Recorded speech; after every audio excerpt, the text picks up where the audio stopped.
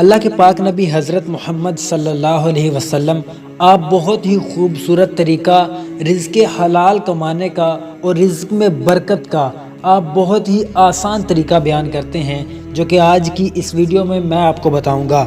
رسول پاک صلی اللہ علیہ وسلم کی ایک حدیث ہے، آپ سن لیں، آپ اس حدیث پر عمل کریں، انشاءاللہ اللہ کی رحمت سے آپ کے گھر میں رزق ضرور آئے گا اور بے حساب آئے گا۔ آقا کریم علیہ الصلوۃ والسلام ارشاد فرماتے ہیں، جو شخص استغفار کا اہتمام کرے گا تو اللہ تعالیٰ اس کے لیے ہر تنگی سے نکلنے کا رستہ بنا دے گا اور ہر غم سے خلاصی چھٹکارا دے گا، اور ایسی جگہ سے رزق عطا فرمائے گا جہاں سے گمان بھی نہیں ہوگا۔ وہاں سے رزق اللہ تبارک و تعالیٰ دے گا جہاں سے انسان کو گمان بھی نہیں ہوگا۔